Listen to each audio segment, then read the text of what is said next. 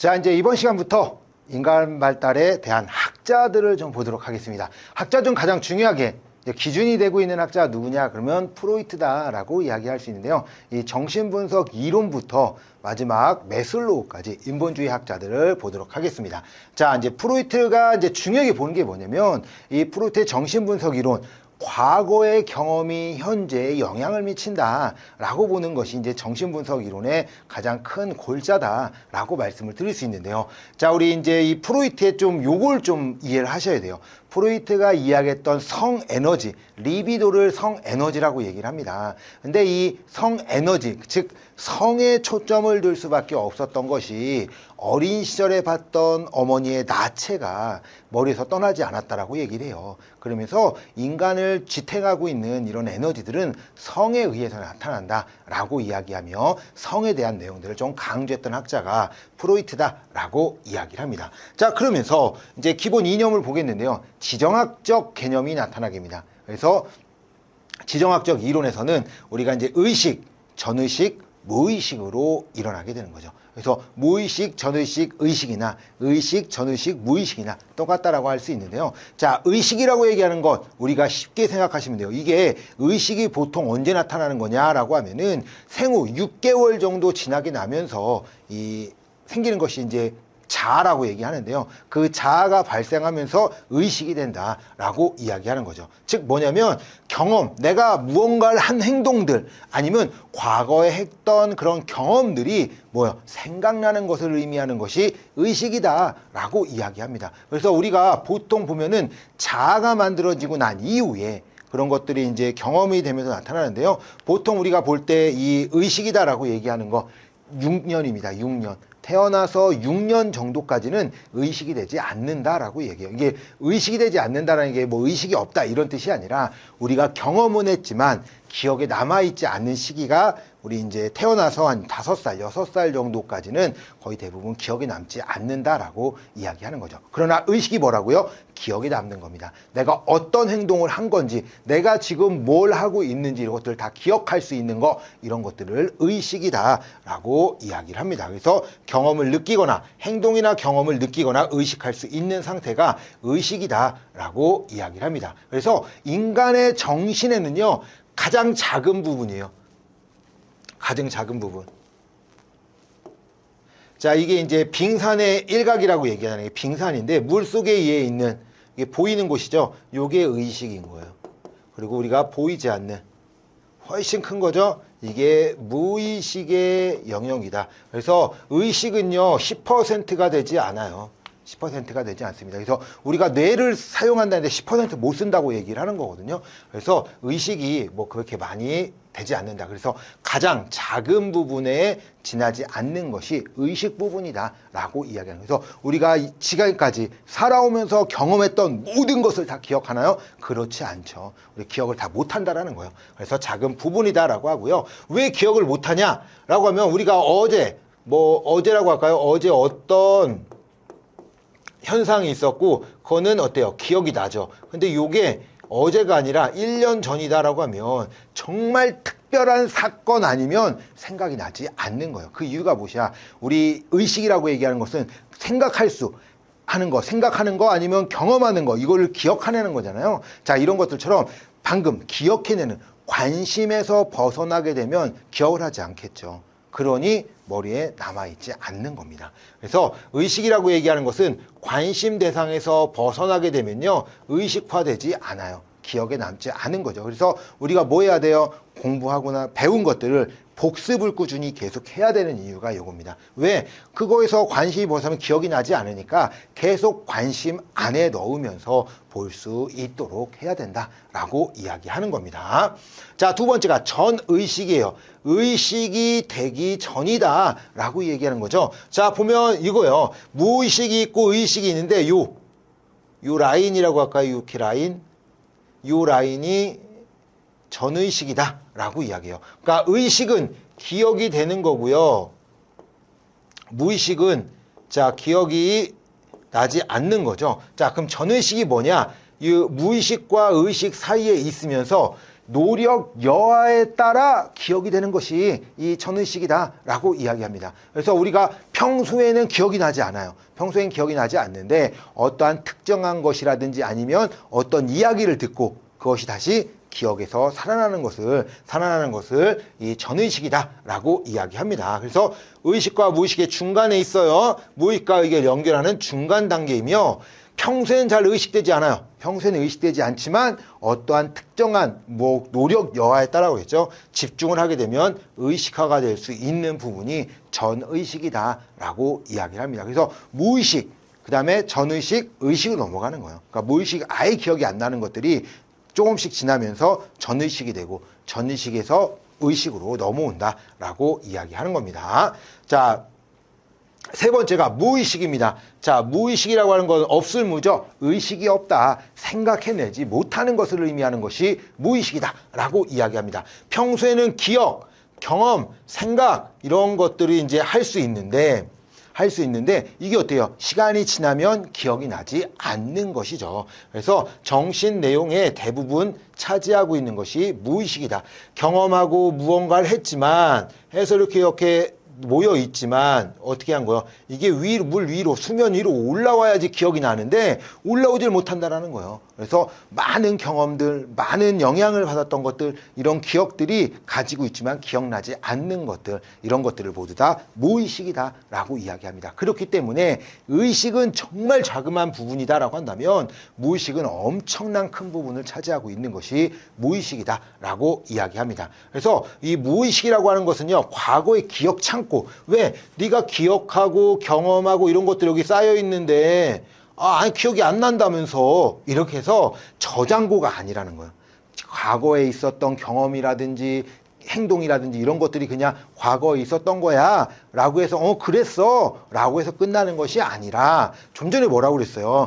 처음에 프로이드 이야기할 때 제가 말씀드렸던 것이 무엇이냐면 과거의 그런 경험이 현재 영향을 미친다라고 하는 결정론적 성격을 갖고 있다라고 말씀을 드렸죠. 그 이유가 무엇이냐? 방금 이야기한 거. 이 무의식은 그냥 과거에 있었던 기억, 행동 이런 것들 저장해 놓은 것이 아니라 현재죠. 자, 미래의 무한한 가능성의 원천으로 생각한다라는 거죠. 원천인 거예요. 요것으로 인해서 어떻게 된다라는 거예요? 현재 위에 미래에 어떤 행동들이 나타난다. 그래서 지금 어떤 행동들이 나타났던 것들이 그냥 나타난 것들이 아니라 그 모든 것들은 과거의 경험에 연관이 되어 있다라고 보는 거죠. 그래서 아무리 생각해도 기억나지 않는 것이 무의식이다라고 이야기합니다. 자, 인간의 중요한 행동은 무의식에 있는 충동과 욕구에 의해 이루어지며 말실수, 꿈 이런 것들이 증거다. 이게 무슨 말이냐면 우리가 이제 인간이 했던 모든 행동들은 여기 이제 무의식에 있는 거예요. 무의식에 있는데 요것들이 이렇게 의식화가 되게 되는 겁니다. 근데 이게 모든 것들이 다 의식화가 되는 게 아니라 인생에 가장 중요했고 힘들었던 이런 행동들이 이제 의식화가 되는 거죠. 그래서 그런 충동, 욕구들이 있는데 이 무의식에서 의식화는 대부분 안 된다라고 얘기를 해요. 무의식에서 의식화되지 않고 무의식에서 전의식으로, 전의식에서 의식으로 이렇게 넘어간다라고 이야기를 합니다. 자, 그런데 넘어가지 않는다라고 하는데 우리가 이제 인간의 무의식이 의식화될 수 있는 경우들이 있는데요. 그게 뭐냐면 꿈을 꾼다든지 또는 말실수하는 이런 것들이 무의식에서 의식화가 된다라고 이야기를 하는 겁니다. 그래서 우리 프로이트가 이야기했지만 우리 이제 최면이 있잖아요.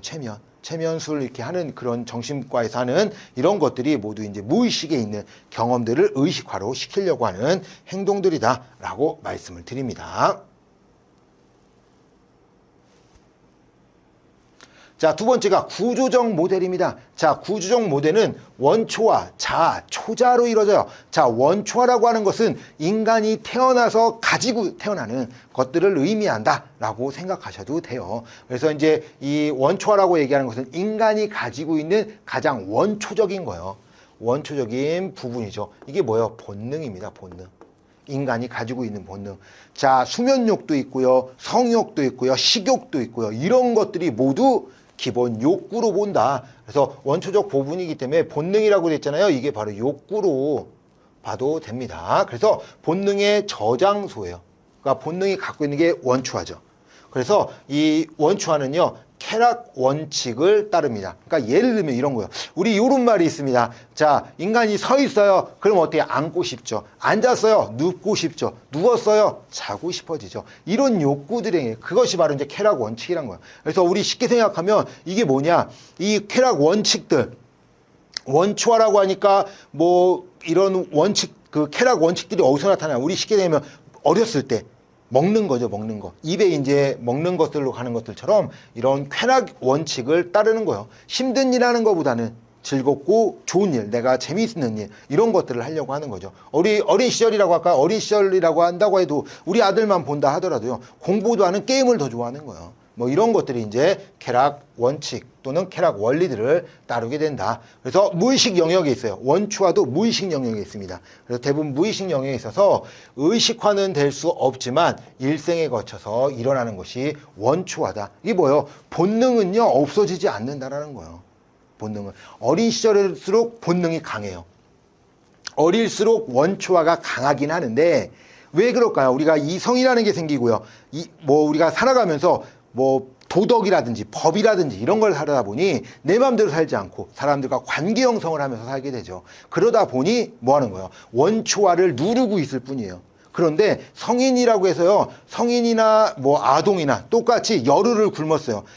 아동만 배가 고플까요? 아니라는 거예요. 성인도 배가 고프고 잠을 못 잤어요. 성인도 졸린다라는 거죠. 이런 것들처럼 쾌락 원칙, 이런 모든 것들이 이제 무의식에 있어서 일생에 거쳐서 나타나는 것이 원초화다라고 이야기를 합니다. 그래서 성인보다는 유아기에 강해요. 유아기. 어릴수록 원초화가 강하다라고. 왜 그러면 그 성인이 될수록 왜요? 방금 이야기한 것처럼 초자가 발달하기 때문입니다.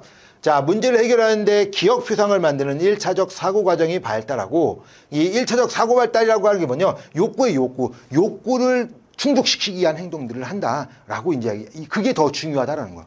그러니까 우리 예를 들면 우리가 열흘을 굶었어요. 열흘을 굶었는데 내 주머니 봤더니 10,000원짜리 한 장이 있는 거야. 그러면 요걸 가지고 책을 살까요? 밥을 먹을까요? 이거는 누구한테 물어봐도요, 책 산다는 사람은 없습니다. 그리고 책 산다는 사람 이야기하면 거짓말 하지 말라고 제가 얘기를 해요. 왜요? 그럴 이성이 남아있지 않아요. 밥을 먹으려고 합니다. 자, 그것이 이제 이 원초화다라고 이야기를 해요. 그래서 배고플 때 생각하는 것처럼 근본적인 원인 해결은 되지 않지만 그 해결을 하려고 노력을 하는 거죠. 다른 거 보지 않는다라는 거예요. 그래서 기본 욕구에 충실하게 충족하려고 하는 것이 이 원초화다라고 이야기를 합니다. 자, 두 번째가 자아입니다. 자, 원초화는 아까 이야기한 것처럼 쾌락이에요, 쾌락. 쾌락 원칙을 찾는다라고 하면은 자아는요, 현실입니다. 현실. 현재 일어날 수 있는 그런 역할들을 하는 건데, 이 자아는 초자랑 원초화랑 초자 사이에 자아가 있는데요. 이 자아는 원초화와 초자를 중간 역할을 하는, 중간에서 조종자의 역할을 하고 있는 것이 자아다라고 이야기합니다. 그래서 현실이에요, 현실. 현실에 초점을 두고 있는, 지금 당장 무언가 하는 것에 더 중요시 보는 것이 이 자아다라고 이야기합니다. 그래서 현실 원칙에 따르게 된다. 그래서 이 자아는 좀 전에 이제 제가 이제 무의식 이야기하면서 얘기했는데요. 이 자아는 생후 6개월입니다. 생후 6개월 정도 지나면 자아가 발달해요. 그래서 이 자아가 발달하면 어떻게 하면 내가 스스로 생각하고 움직이는 거죠. 그러니까 어떤 행동을 하는데 목적을 가지고 움직인다는 거예요. 아이들이 6개월 지났다고 목적을 갖고 해요. 공 같은 거, 어린아이들을 갖고 있을 때 공 같은 거 보면요, 공 집으로 기어당깁니다. 기어가는 이유가 뭐예요? 저 공 내가 잡을 거야 라고 생각하면서 공을 잡으러 가는 거죠. 이게 이제 목적을 갖고 움직이는 거죠. 그래서 이 6개월 이후부터 자아가 생기게 됩니다. 그래서 대부분 전의식이 뭐예요? 노령 여하에 따라 기억이 나는 것이 전의식이었죠. 근데 대부분 이제 기억이 나지 않는다라고 이야기했어요. 그래서 속하지만 의식, 전의식, 무의식 영역을 모두 가지고 있는 것이 현실 원칙을 하고 있는 자아다라고 말씀을 드립니다. 자, 문제를 해결하는데 필요한 해결책을 제시할 때까지 기다리는 2차적 과정을 발달해요. 그러니까 뭐냐면 원초화는 배가 고프면요, 그냥 이게 내 건지 저 건지 필요 없어. 내 욕구를 충족하기 위해서 한다라고 하면요. 이 자아가 발달된 사람들은 내 본능에 충실하기보다는 본능에 해결하기보다는 어떻게 하는 거야? 그 주변 환경들, 현재 그것을 해도 되는지 안 해도 되는지, 해야 될 수 있는 건지 이런 것들을 좀 계산하게 되는 거죠. 그래서 2차적 사고 과정이 발달하게 되는 시기는 자아다라고 이야기합니다. 그래서 원초화에서는 배가 고프면 막 밥을 먹으려고 도둑질해서라도 먹으려고 한다라고 하면요. 이 자아가 발달한 사람들은 어떻게 되는 거예요? 이 배가 고프다 하더라도 다른 사람의 것을 먹지 않는 행위들을 나타난다라고 말씀을 드립니다. 자, 세 번째가 초자아입니다. 자, 초자아. 이제는 이 초자아는 이상이에요. 이상을 가지고 옵니다. 그래서 현실보다, 그러니까 우리 자아가 현실 원칙이냐, 현실에 대한 그런 행위들이었다라고 하면은 이제는 뭐 하는 거야? 이상입니다. 이상. 그래서 우리 이런 얘기가 있죠. 배부른 돼지보다 배고픈 소크라테스가 낫다. 이런 사람들이 초자아가 발달된 사람들이 그 얘기를 할 수 있는 거예요. 원초화가 발달되면 배부른 돼지가 낫죠. 이렇게 얘기하는 거고요. 그래서 현실보다는 이상, 쾌락보다는 완벽을 추구하는 것이 초자아입니다. 그래서 내가 무언가를 하는 데 있어서 지금 힘들다 하더라도 나중 미래를 보고 내가 이렇게 할 거야 라고 이야기를 하는 거죠. 그래서 이기적인 행동보다는 이성적인 행동을 하게 되는 거예요. 내가 지금 이걸 한다 해서 나중에 문제가 되면 나중에 더 힘들어질 것이고 나중에 더 손해가 되니까 지금보다는 이거 하는 것보다는 이렇게 하는 게 나아. 이렇게 이제 생각할 수 있는 것들이 이 초자아다라고 이야기를 하는 겁니다. 자, 1부는 사회 규범, 법, 도덕으로부터 구성되고 1부는 부모가 아이에게 전달하는 사회적 가치와 간섭으로 구성된다. 좀 전에 이야기한 것처럼 이 자아가 생후 6개월 이후에 자아가 발달된다고 그랬잖아요. 그럼 초자아는 어때요? 그 이후에 어느 정도 자아가 발달되고 그것을 사용할 수 있을 때 이상적으로 뭐 한다라고 한다면 그런 것들이 언제냐? 이 유전보다는 환경의 영향에 더 초점을 둘 수밖에 없다라고 이야기하는 거예요. 그러니까 사회적 규범, 사회적으로 우리 법이 있고 이런 것들을 지켜야 된다, 이것을 해야 된다라고 생각하는 거잖아요. 규범, 법, 도덕 이런 것들에 들어가고 또 어때요? 우리 집에서 배우는 어린 시절에 부모님이 했던 행동들, 부모님이 했던 말들 그런 행동들을 보고 배우면서 내가 습득해서 내 경험들을 쌓게 되는 거잖아요. 이런 사회적 가치, 관습 이런 것들도 인간의 초자아가 이제 형성될 때 그런 것들이 나타나게 된다라고 이야기합니다. 그래서 자아 이상과 양심으로 초자아는 구별이 돼요. 자, 초자아라고 얘기하는 거, 자아 이상이라고 하는 것은 내가 이제 긍지를 하고 긍정적인 부분들을 계속 할 수 있도록 만드는 거예요. 그러니까 어떻게 하냐? 내가 어떤 행동을 했어요. 그랬더니 다른 사람이 칭찬도 해주고 다른 사람이 뭐 할까요? 뭐 격려도 해주고 다른 사람이 뭐 상금도 주고 막 이러니 우와 좋아지는 거죠.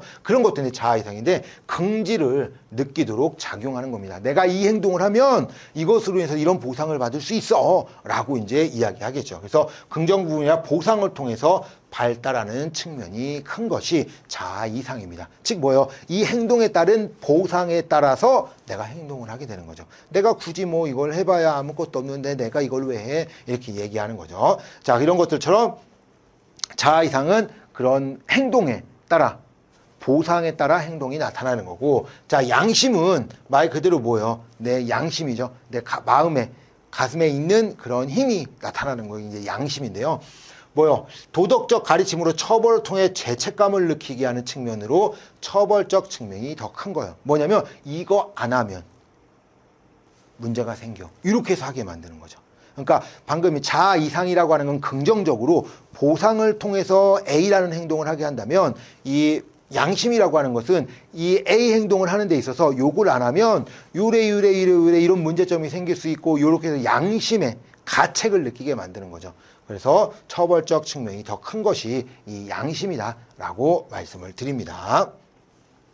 그래서 이제 방금 봤던 내용들이 중요하게 됐죠. 그래서 그런 심리로 해서 뭐 자아, 초자아, 원초아 이런 거라든지 아니면 행동들 그런 무의식 의식, 전의식 이런 내용들이 어떻게 구분되는지 좀 봐야 되고요. 자, 이제 세 번째로 볼 거 심리 성격 발달 단계입니다. 발달 단계 구황남장생 해서 발달 단계를 5단계로 얘기해요. 그래서 인간의 발달 단계를 처음 이야기했던 학자가 프로이트입니다. 그래서 이 프로이트가 이야기한 내용 가지고 에릭슨과 융이 좀 더 발달 단계를 이야기했다라고 이야기하죠. 자, 그래서 이 성령이전에서 구황남장생이라고 했어요. 구황남장생. 이게 무슨 뜻이냐? 우리 리비도라는 게 있어요. 리비도. 자, 리비도가 있는데, 자, 리비도. 자, 이 리비도는 성에너지입니다. 성에너지. 이 리비도인데, 이 리비도, 성에너지가 어디에 분포가 되냐? 분포. 어디에 분포되어 있는가에 따라 발달 단계가 달라지는 겁니다. 자, 첫 번째로 입에가 있다. 우리 어린 시절에는 입에가 있어요. 왜? 본능이죠, 본능. 뭐요? 먹고 살아야 돼. 먹고 살아남아야 돼. 그러니까 막 뭐든지 손가락 들어가잖아요. 손을 빨고 막 발가락 빨고 이러잖아, 아이들이. 그러니까 뭐요? 공갈적 꼭지를 물려놓는 거죠. 즉 뭐냐? 모든 영향은 요 입에가 있는 거예요. 입에. 본능은 모두 입에가 있어 구강기다라고 이야기를 하는 겁니다. 그리고 뭐예요? 그 다음에는 배변의 활동에 영향을 받는 항문기, 먼저 생식기, 남근기, 먼저 이렇게 이제 들어가게 되는 거죠. 구황남장생 해서 5단계로 나와지게 된다라고 이야기합니다. 그래서 방금 이야기한 건 리비도가 어디가 있냐. 자, 입이죠. 입에가 있으면 구강기, 항문에 있으면 항문기 이렇게 들어간다라고 생각하시면 돼요. 자, 구강기입니다. 자, 구강기는 보통 18개월이에요. 18개월. 18개월까지 생각을 이야기하죠. 그래서 본능은 모두 입에가 있어요. 빠는 데 집중하고 있는 것이 이 구강기입니다. 그래서 방금 이야기한 것처럼 입에 집중되어 있고요. 빠는데 보통 빠는 데 만족을 하고 느끼는 것이 이제 구강기입니다. 근데 처음에는 빨기에 좀 집중을 하고요. 그 다음에 좀 시간이 지나면 이가 생겨요. 한 6개월 정도 지나면 이 앞니가 생기거든요. 앞니가 생기면 얘가 뭐 하냐면 뭅니다. 물어요. 그러니까 무는데 집중을 하게 되는 거죠. 그래서 이 아이를 키워봤던 어머니들은 느낄 거예요. 어머니들은 이 아이 젖먹일 때 느낄 겁니다. 애기가 물잖아요. 이런 것들처럼 6개월 전에는 입으로 빠는 거에 초점을 둔다면 6개월 이후부터 깨무는데 쾌락을 느낀다. 그래서 애기가 물면은 아, 얘가 요거에 이제 즐거움을 느꼈구나 라고 생각하시면 됩니다. 자, 그리고 이 시기에는 구강기 시기에는요, 내가 누구인지 그리고 뭐 누가 이거 다 기억할 수가 없어요. 기억을 못 합니다. 그리고 나는 나다, 너는 너 이런 거 몰라요. 그래서 그냥 나 혼자 무언가를 하게 되는데 이 시기에는 뭐야 분화가 되지 않았다고 그랬어요. 내가 누구인지 너건 누구인지 이거 몰라요. 그래서 무조건 의존적인 상태입니다. 그래서 다른 사람에 의해서 모든 것들을 해줄 수밖에 없는 그런 단계가 이 구강기 시기인데요. 자, 이 시기에는 정말로 중요한 게 뭐냐? 주 양육자에게 받는 그런 행위들이 상당히 중요한 시기가 이 구강기입니다. 그래서 어떠한 것을 받느냐에 따라 많이 달라지는데 주 양육자의 관계가 중요한 거예요. 그래서 어떻게 되냐? 방금 이야기한 것처럼 사랑, 그다음에 미움입니다. 자, 어머니가, 아버지가 우리 아들, 우리 딸 이렇게 하는 부모님이 있을 수 있는데 반대 또 뭐예요? 막 혼내는 그런 부모님도 있을 수 있겠죠. 자, 그래서 이 아이들은 뭐냐면 양가 감정이 생긴대요. 그러니까 사랑이라고 하는 긍정적인 생각과 미움이라는 부정적인 생각을 모두 갖게 된다는 거죠. 그러니까 우리 이럴까요? 어머니가 아이에게 나 울 때 뭐 젖도 분유도 먹여주고 기저귀도 갈아주고 와 좋아. 근데 또 이제 어머니가 또 화낼 때도 있을 수 있겠죠. 뭐 그걸 뭐지라고 생각하는 거죠. 그래서 양가 감정이 생기게 된다. 그래서 이 시기에 구강기 시기에 만족할 정도로 사랑을 받지 못하면 문제가 생긴다라고 이야기해요. 그래서 문제를 사랑받지 않고 고착이 되면은 불신으로 인해서 인간관계가 어렵게 되는 거죠. 언제? 성인이 돼서 그런 거예요. 우리가 시기 되면 뭐 믿지 못한다고 해서 지금 당장 이런 것들이 아니라 이후에 성인이 됐을 때 사람들과의 관계 형성에서 잘 믿지 못하고 의심하는 사람들이 있잖아요. 이런 사람들은 프로이트가 이야기합니다. 야, 너는 어린 시절에 불신이 생긴 것은 뭐라고요? 만족하지 못했다. 뭘 만족하지 못해서? 사랑을 받지 못해서 만족을 하지 못했고 그것으로 인해서 고착돼서 성인이 됐을 때 사람을 의심한다라고 이야기를 하는 거죠. 그것이 바로 구강기다라고 이야기를 합니다. 그래서 굴신이라는 것이 생겨요. 두 번째, 항문기. 항문기는 18개월에서 3세입니다.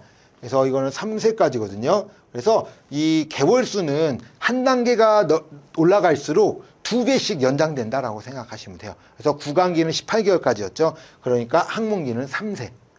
그리고 남근기는 6세. 잠복기는 12세. 그다음에 생식기는 12세 이후 이렇게 2배씩 올라간다라고 생각하시면 되겠습니다. 자, 그러면 항문기는 뭐냐? 배변 활동이에요. 배변 활동. 자, 배변 활동을 통해서 알게 되는 건데 에너지가 항문에 집중되면서 배변을 통해서 만족감을 느낀대요. 그래서 소변을 한다든지 대변을 싼다든지 이러면서 이제 만족감을 느끼는데 여기서 이제 문제가 생기는 거예요. 어떤 문제가 생기냐? 이런 부모님이 있겠죠. 야, 우리 아들이, 우리 딸이 황토색이야. 이 장이내미 튼튼한가 봐. 이렇게 이제 좋아하시는 분이 있을 수 있고요. 또 어떤 분은 어때요? 야, 얘는 맨날 먹고 싸고 힘들어 죽겠어. 기저귀 값이 얼만데. 또 이렇게 얘기할 수 있겠죠. 자, 그러면 그 아이들은요, 다 듣고 있어요. 다 듣고 있어서, 아, 내가 배변 활동하는 걸 엄마가 싫어하는구나. 라고 이야기할 수 있겠죠. 그래서 이제부터 문제가 생기는 거예요. 그래서 이제 만족을 얻게 되는데 이런 문제가 생기다 보니 이제 이 아이들은 어떻게 할 거냐? 이 배변을 보유하거나 아니면 항문교에 이제 배변을 싸질러 버리는 그런 문제점들이 생기는 거예요. 왜 그러면 내가 이제 배변을 하다 보니 부모님이 싫어하는구나. 그러니까 뭐요? 부모님이 싫어하니까 이 행동을 하지 말아야지 라고 해서 행동을 하지 않고 몸에다 쌓아놓게 되는 행위들이 나타난다라고 하는 거죠. 그것이 바로 배변 보유적 성격이에요. 자, 보유적 성격. 자, 나는 몰라.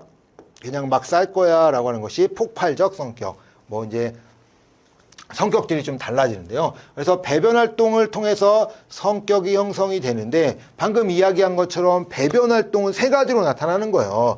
이게 이제 고착이 됐을 때에 보유적 성격과 폭발적 성격으로 일어나고요. 그리고 이제 배변 활동을 하는데 부모님에게 그런 영향을 받지 않는 거죠. 내가 뭘 해도 부모님 화를 내지 않으셨으니까. 그러면 아무 문제가 없다라고 이야기할 수 있습니다. 그래서 이 이제 성격이 이제 발달하는데 이 성격이 언제냐? 나중에요. 성인 되면 나타나는 거예요. 성인이 되면. 자, 그래서 성문이 난데 자, 항문기 시기에 고착이 된대요. 막 뭐라고 하니까 고착이 돼가지고 보유적 성격이냐 폭발적 성격이냐 라고 이제 되는데 자, 공격적 성격 또는 보유적 성격이에요. 자, 폭발적 성격이 이 공격적 성격과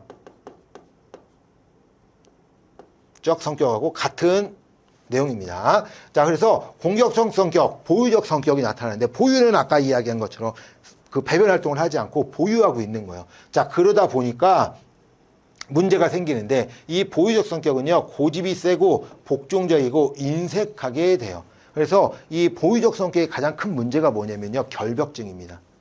항문 보유적 성격의 문제점은 결벽증이에요. 결벽증. 그래서 지저분한 거 정말 싫어합니다. 지저분한 걸 싫어하고 왜? 어렸을 때부터 배변 활동이 지저분하고 생각해서 배변 활동도 줄였던 성격인 거죠. 그래서 우리 이제 결벽증 있는 사람들이 이 항문 보유적 성격이고요. 자, 폭발적 성격은 뭐냐? 엄마가 아니면 아빠가 싫어하든 좋아하든 상관없이 나는 그냥 막 다 싸질릴 거야! 라고 얘기하면서 반항적으로 배변 활동을 하는 애들입니다. 자, 그러다 보니까 어떻게 해요? 지저분해질 수밖에 없겠죠. 청소도 안 하고 뭐 하든 이런 것들처럼 성격이 되면 이제 무질서하고 반항적이고 지저분한 성격을 갖게 되는 것이 항문 공격적 또는 폭발적 성격이다라고 이야기합니다. 그래서 이 배변 활동에 나타날 수 있는 공격적 성격과 보유적 성격에 대한 내용들을 조금 잘 알고 있어야 됩니다. 그래서 결벽증이 보유적 성격이구나라고 생각하셔도 돼요. 자, 세 번째 남근기입니다. 자, 우리 시험에서 남근기가 잘 나와요. 남근기가 잘 나오는데 자, 왜 그러냐 그러면 이 남근기 시기가 되면 성에 대해서, 이 시기가 뭐냐면 이제 성 정체성이 생기는 시기예요. 그래서 내가 누구인지, 그러니까 내가 누구라는 게 내가 남자인지 여자인지, 그리고 나서 이런 행동들이 어떻게 변하는지, 남자가 이제 변하지 않, 뭐 이런 것들을 다 느끼게 되는 시기가 남근기 시기입니다. 그래서 이 시기에는 성기에 집중을 하는 시기입니다. 에너지가 성기에 가 있어서 아이들이 성기를 가지고 장난치고 만지면서 노는 그런 시기가 이 남근기 시기다라고 이야기를 해요. 자, 그러면서 이때 나타나는 게 뭐가 있냐면 컴플렉스가 나타납니다. 오디푸스 컴플렉스, 엘렉트라 컴플렉스가 나타나요. 자, 오디푸스 컴플렉스는 아들의 엄마 사랑이고요. 엘렉트라 컴플렉스는 딸의 아빠 사랑입니다. 자, 오디푸스 컴플렉스는 아들의 엄마 사랑, 엘렉트라 컴플렉스는 딸의 아빠 사랑. 이게 무슨 말이냐? 오디푸스 컴플렉스가 나타났을 때는 아들이 처음 보는 여성이 엄마라는 거예요. 그러다 보니까 엄마가 마음에 들어. 엄마가 좋아. 그런데 옆에 봤더니 누가 있어? 아빠가 있네. 아빠가 있어요. 근데 아빠랑 싸워서 내가 이길 수가 없을 것 같아. 없을 것 같아. 근데 봤더니 아빠랑 나는 달려있는데 엄마는 없어. 아빠가 엄마 거 잘랐구나 라고 생각을 하는 거죠. 그래서 이 아들은 이 아빠랑 싸워서 이길 자신이 없다라고 했잖아요. 그러다 보니까 뭐요? 거세불안에 빠질 수밖에 없다라고 이야기하는 거죠. 내 것도 자르면 어떡하지? 이런 생각을 하게 되고요. 자, 엘렉트라 컴플렉스는 딸의 아빠 사랑이에요. 이게 오디푸스 컴플렉스, 엘렉트라 컴플렉스는 이게 뭐냐? 신화 이야기입니다. 신화. 그리스 로마 신화에 있던 그 엘렉트라 컴플렉스, 오디푸스 컴플렉스에서 시간 되시면 인터넷 검색해 보시면 이 내용을 조금 이해하실 수 있을 겁니다. 그래서 이 엘렉트라는 뭐냐? 아버지가 장군이었는데 그 전쟁터에 나갔는데 어머니가 바람 피고 있어서 그 딸이 아빠한테 이야기하는 거죠. 일러가지고 이제 아버지가 이제 엄마를 죽이게 되는 그런 내용인데요. 자, 딸은 아빠 사랑이에요. 그런데 아빠를 사랑해요. 근데 나는 없는데 아빠는 갖고 있네. 그래서 남근 선호 사상이 생깁니다. 그래서 거세불안, 남아는 거세불안이 생기고 여아는 남근 선호 사상. 그래서 오디푸스 컴플렉스는 아들의 엄마 사랑. 그래서 아버지와 대결해서 이길 자신이 없기 때문에 거세불안에 빠질 수밖에 없는 거고요. 엘렉트라 콤플렉스는 딸의 아빠 사랑으로 나는 없는데 아빠는 있어서 그것을 부러워하는 남근 선호 사상이 생긴다라고 이야기하는 것, 이것이 바로 남근기예요. 남근기의 오디푸스 콤플렉스, 엘렉트라 콤플렉스 이런 것들 잘 물어보니까요. 그리고 또 방금 봤던 이 학문기 시기에 고착됐던 이 상문 보유적 성격 또는 공격적 성격 이런 내용들도 물어보니까요. 이 내용들을 조금 잘 알고 있어야 됩니다. 그래서 이렇게 이제 빠지게 되면은 고착되면 남자는 경솔하고 과장되며 야심적인 성격이 되고요. 여자는 난잡하고 유혹적이며 경박한 성격이 된다라고 합니다. 근데 이런 것들보다는 방금 이야기했던 오디푸스 엘렉트라 컴플렉스에 대한 내용들을 더 잘 아셔야 돼요. 자, 잠복기입니다. 자, 잠복한데요. 잠복 숨어 있다라고 하나. 누가 숨어 있냐? 리비도가 숨어 있다라고 얘기하는 거야. 아까 얘기했죠. 리비도가 어디에 있느냐에 따라 발달 단계가 이루어진다. 입에 있으면 구강기, 항문에 있으면 항문기, 성기에 있으면 남근기 이렇게 들어간다고 했죠. 지금은 리비도가 어디가 있냐? 온 몸에 가서. 온몸에 한 곳에 집중되어 있는 것이 아니라 온몸에 퍼져 있는 시기가 잠복기다라고 이야기를 하는 거죠. 그래서 한 부분에 정착되어 있지 않고요. 시기입니다. 근데 이 시기에는 이제 6에서 12세에서 아동기. 그래서 이 리비도가 아까 성에너지라고 그랬잖아요. 성에너지. 그래서 이성에 이제 이 시기에는 이성에 관심을 갖기보다는 동성에 초점을 두고 있는 시기가 이 잠복기 시기다라고 이야기해서 이성보다는 동성 친구에 관심이 생겨요. 그래서 성적 관심은 저하된다라고 이야기해요. 그래서 사회성이 발달되면서 친구들과의 관계 형성에 초점을 두고 있는 시기가 이 잠복기 시기다라고 이야기해요. 자, 그런데 이 잠복기 시기도 고착이 돼요. 이게 뭐냐면 잠복이 되어 있어. 그래서 동성 친구들의 관심을 갖게 되었잖아요. 그리고 이제 생식기 시기로 넘어가면 이성의 눈을 뜨면서 이성에 좀 더 초점을 둬야 되는데 그러지 못하고 계속 동성에 관심을 갖고 있다라고 하면은 우리 이제 동성애 이성에 이제 친밀감을 갖지 못하게 되면은 동성애에 빠질 수밖에 없는 것이 이 잠복기다라고 이야기를 합니다. 자, 이제 마지막으로 생식기입니다. 자, 우리 이제 생식기라고 얘기하는 거, 우리 이제 청소년기예요. 그래서 12세 이후에 나타나는 것이 생식기인데요. 이제는 이전에 있었던 것이 뭐였어요? 동성에 관심을 갖고 있었죠. 그 동성에 관심을 갖고 있었던 것이 이제는 어디로 가요? 이성에 관심을 갖는 시기로 돌아간다라고 이야기합니다. 그래서 리비도가 이성 친구에게로 향하게 되는 시기가 이 생식기 시기입니다. 그래서 2차 성징이 나타나죠. 그래서 남성은 남자다워지고 여성은 여성다워지는 시기가 이 생식기다. 그래서 성적 충동이 가장 왕성한 시기가 이 생식기 시기다라고 이야기합니다. 그래서 사춘기 초반에는 성적인 쾌락을 추구해요. 그래서 그런 것들에 이제 좀 더 관심을 갖고 있는데 사춘기 후반으로 들어갔던 이제 성적인 친구도 이제 쾌락도 이제 추구하지만 이제는 성적으로 성숙해지게 됩니다. 그래서 초반보다는 성숙해지게 되면서 이제는 좀 더 어른스러운 행동들을 할 수 있게 되는 거죠. 그래서 이 시기는 동성 친구가 아닌 이성 친구에 좀 더 관심을 갖게 되고요. 자, 이 시기에 이제 고착이 되면은 쾌락을 추구한다든지 공격성 범죄 행동 등이 나타나는 시기가 이 생식기 시기다라고 말씀을 드리겠습니다. 자, 이제 개입 기법입니다. 자, 개입 기법이라고 하는 거 방금 이야기한 것처럼 프로이드의 행동들을 이제 봤는데요. 프로이드가 했던 우리 발달 단계부터 시작해서 그런 행동들을 했다는 그런 의식, 전의식, 무의식, 원초하자, 초자, 구황남장생 해서 이제 지금 본 거잖아요. 발달 단계까지. 그 내용들은 정말 중요한 내용이기 때문에 꼭 암기를 해야 된다라고 이야기합니다. 자, 기법인데요. 이 어떤 기법들이 있는지, 이 기법이 누구 거인지 이런 것들이 중요해요.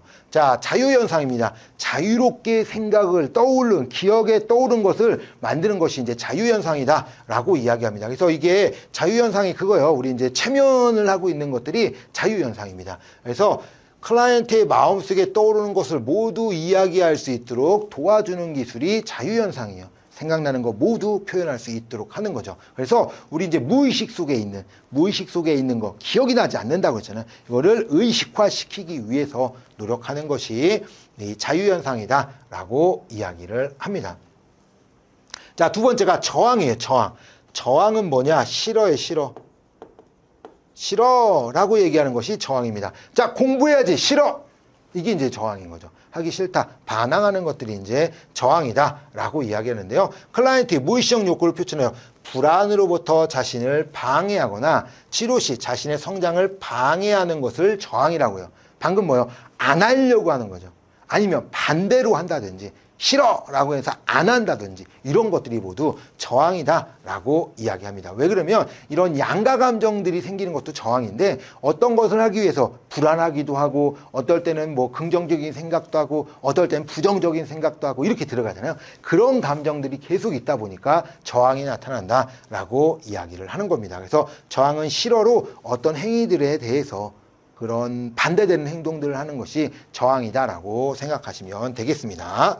자, 세 번째가 꿈의 분석이에요. 자, 우리 꿈의 분석이다라고 얘기하는 거 말 그대로 뭐 하는 거예요? 꿈을 꿨어요. 이 꿈이 어디서 나타난다고 했어요? 이 꿈이 뭐야? 무의식이죠. 무의식에서 의식화가 되는데 의식화가 될 때 나타나는 게 꿈이라고 해서 꿈, 말 실수 이런 것들이 나타난다고 했잖아요. 그래서 그런 꿈에 의해서 분석을 하게 되는 거죠. 아, 이 꿈은 이런 의미를 갖고 있어요. 뭐 꿈의 해석이라고도 하고 꿈의 분석이라고도 해요. 해석도 맞는 겁니다. 그래서 알 수 있게끔 이해할 수 있도록 도와주는 것이 꿈의 분석이다라고 이야기를 합니다. 자, 이제 전이가 있어요. 전이.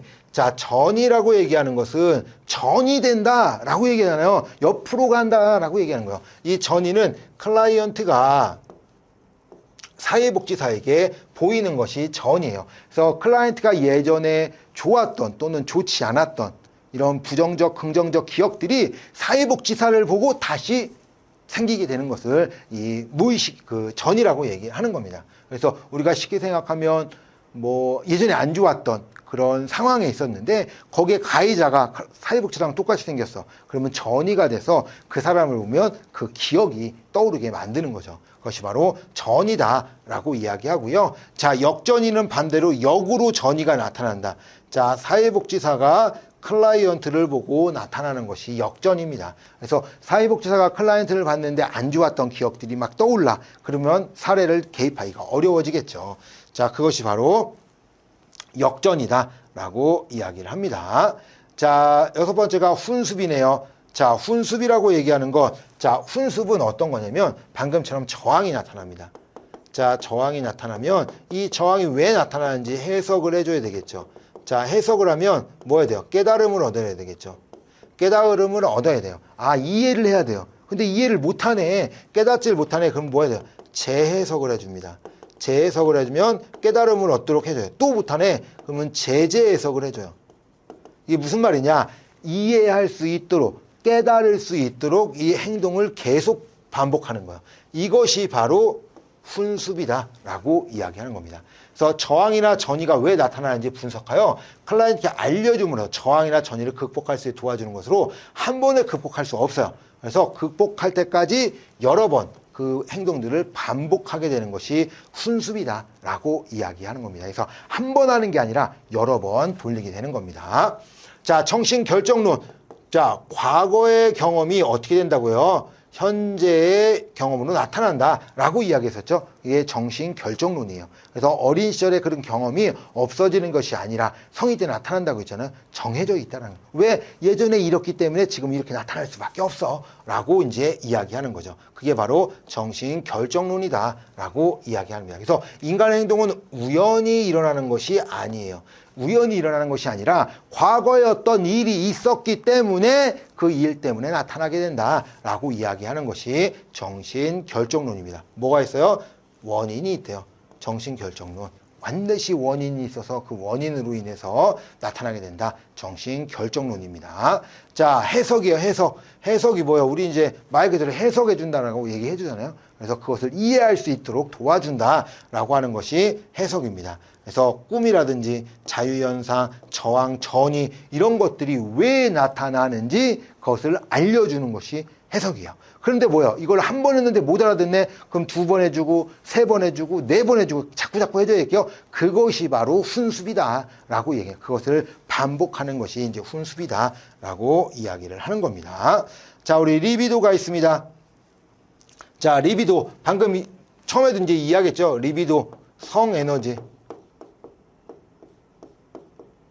자, 성에너지가 리비도고요. 자, 융도 리비도를 이야기해요. 융도 리비도를 이야기하는데 이 융은 생활에너지다. 생활에너지가 융의 리비도예요. 그래서 프로이트의 리비도는 성에너지니까 이걸 좀 구분할 수 있어야 됩니다. 자, 본능적인 성에너지로 어떤 행동을 하는데 중요한 역할을 하게 됩니다. 왜요? 이 역할, 그 성에너지가 어디에 있느냐에 따라 달라진다고 그랬어요.